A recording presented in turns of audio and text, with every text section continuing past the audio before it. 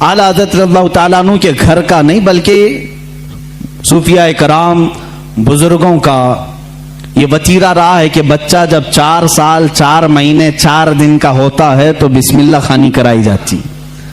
اس رواج کو ہمارے لوگ بھول چکے ہیں.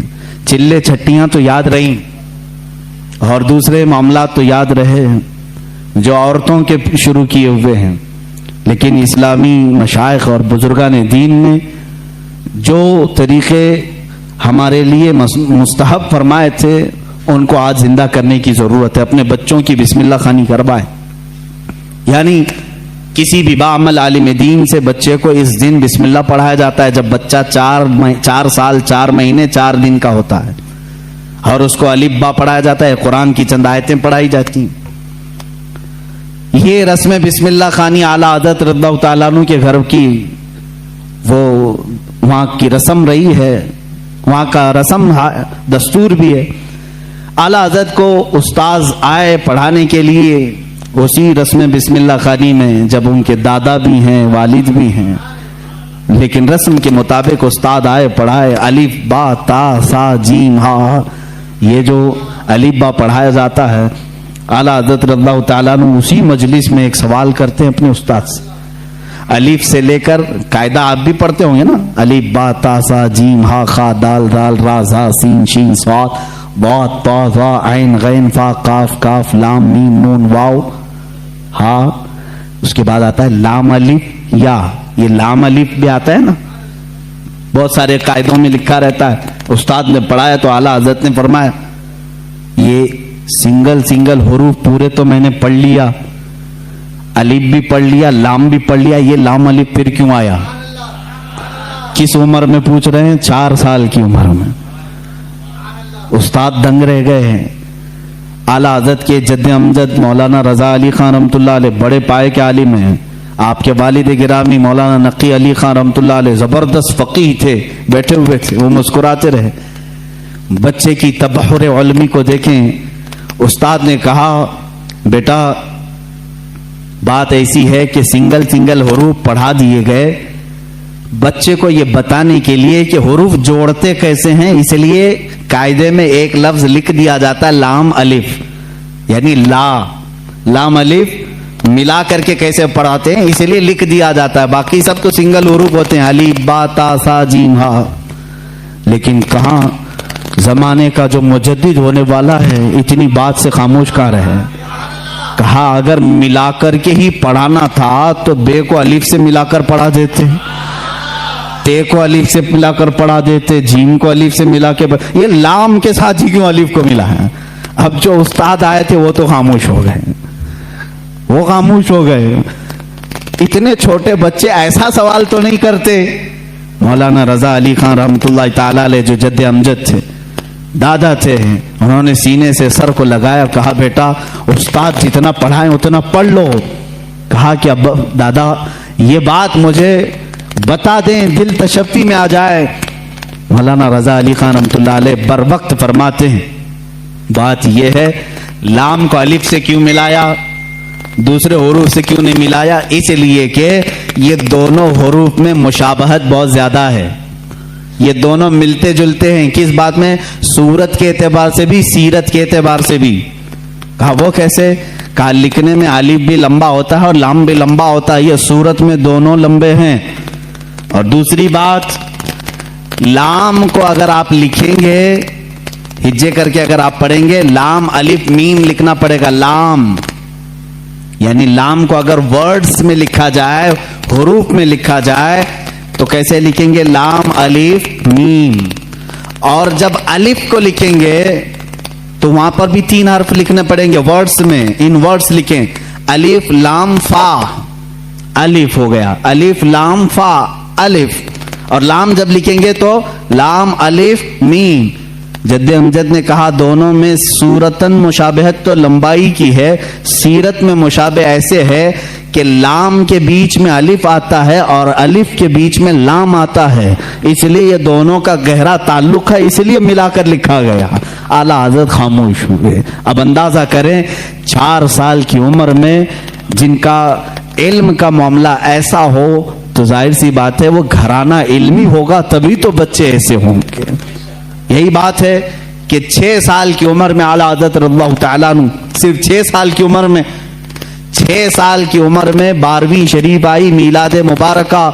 رسول کریم صلی اللہ تعالیٰ علیہ وسلم کی عظمت پر گھر میں جب محفل منعقد ہوئی، آپ کے والد گرامی کے شاگرد اور مریدین جمع ہوئے تو 6 سال کی عمر میں اعلیٰ حضرت نے 2.5 گھنٹے عظمت رسالت پر بیان فرمایا. یہاں اچھے مقررین کے پسینے چھوٹ جاتے ہیں اگر پوائنٹ ٹو پوائنٹ بات کی جائے، ورنہ لفاظی کرنا ادھر ادھر کی ہانکنے میں تو 6 گھنٹے بھی چلے جائیں گے. علم کی بات پوائنٹ ٹو پوائنٹ کرنا یہ دقت کا معاملہ ہے. 6 سال کی عمر میں جو اپنے نبی کونین صلی اللہ تعالی علیہ وسلم کی ذات پر، آپ کی سیرت پر 2.5 گھنٹے خطاب کر رہے ہیں، وہی اعلیٰ حضرت فاضل بریلوی رضی اللہ تعالیٰ اب کتابوں کی تعلیم شروع کرتے ہیں، عالم کورس. وہی 6 سال کی عمر میں اپنے والد گرامی سے پڑھا. مرزا عبد القادر بیگ صاحب اور کچھ علماء تھے جن کا تذکرہ آیا ہے اعلیٰ حضرت کے اساتذہ میں. زیادہ سے زیادہ کتابیں آپ اپنے والد گرامی سے پڑھتے ہیں. اب اپنے والد گرامی سے پڑھنے کا زمانہ ہے. صرف 8 سال کی عمر ہے آپ کی. 8 سال کی عمر میں علم نحو کی مشہور کتاب ہدایت النحو ہے، وہ پوری اپنے والد سے پڑھی اور اس کی شرح بھی لکھ دی اردو میں، عربی میں. اس کی گائیڈ لکھا 8 سال کی عمر میں. اور جب 13 سال 10 مہینے غالباً 13 سال 10 مہینے کے ہو گئے، آپ عالم بھی ہو گئے اور مفتی بھی ہو گئے. اور اسی دن سب سے پہلا فتویٰ آپ نے دیا رضاعت کے مسئلے پر. سوال آیا تھا، آپ کے والد گرامی نے مسند پر بٹھایا اور کہا بیٹا احمد رضا لکھو اس کا جواب. آپ کی عمر 14 سال کے قریب تھی، 13 سال 10 مہینے کے آس پاس. اس وقت آپ نے سب سے پہلا فتویٰ لکھا. میاں فتویٰ پوچھنے والوں کی عمر یہاں 60 سال کی ہو جاتی ہے، لکھنے والوں کی بات تو چھوڑے. وہ 13 سال 10 مہینے کی عمر میں پہلا فتویٰ صادر فرماتے ہیں. اس میں دلائل بھی ہیں، قرآنی آیات، احادیث رسول.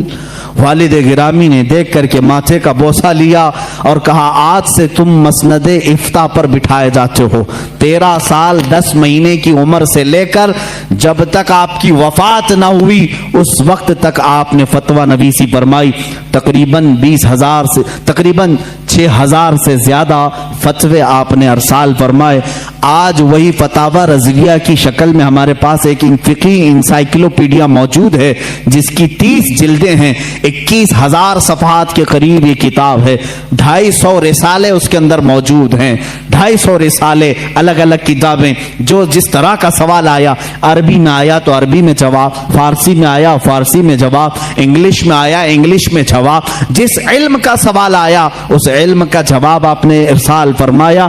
یہ تقریباً فتاوی رضویہ آج جو چھپی ہوئی ہے 30 جلدوں میں ہے، 30 بڑے بڑے ویلیومز ہیں. اسی لیے بہت مشہور خاندان مارہرہ متحرہ کے اعلیٰ حضرت رضی اللہ تعالیٰ عنہ کے پیر خانے کے صاحب سجادہ کے برادر اصغر فرماتے ہیں اعلیٰ حضرت کی شان میں مینار قصر رضا تو بلند کافی ہے. یہ سید اشرف مارہروی صاحب قبلہ ادام اللہ اقبال وہ ابھی بآیات ہیں، انہوں نے یہی فرمایا اور حق فرمایا کہ مینار قصر رضا تو بلند کافی ہے، تم اس کے پہلے ہی زینے پہ چڑھ کے دکھلا دو. ارے میاں فتاوی رضویہ تو ایک کرامت ہے، فتاوی رضویہ تو ایک کرامت ہے. ذرا ہدایت بخشش ہی پڑھ کے دکھلا دو. اعلیٰ حضرت کی لکھی ہوئی نعتوں کی جو کتاب ہے ہدایت بخشش، اسی میں بہت سارے لوگ بھٹک جاتے ہیں، پڑھ نہیں پاتے. فتاوی رضویہ تو علوم کا ایک سمندر ہے.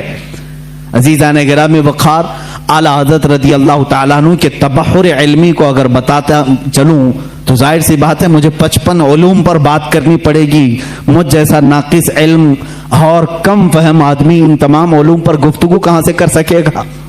ہمارے علم کی بساط ہی کتنی ہے ان علوم پر بات کرنے کی. اعلیٰ حضرت رضی اللہ تعالیٰ عنہ کے تمام علوم پر جو لکھی گئی کتابیں اگر بیان کرنے شروع کریں تو ظاہر سی بات ہے اتنا علم ہونا چاہیے. یا کم سے کم اتنا مطالعہ ہو. لیکن ہمارا سرسری مطالعہ ہے جیسے ہوتا ہے اوپر اوپر کے دانے کھائے ہوئے ہیں, بس اتنا ہی دیکھیں اعلی حضرت کو گہرائی تک جا کر کون پڑھا ہے. ہاں ایک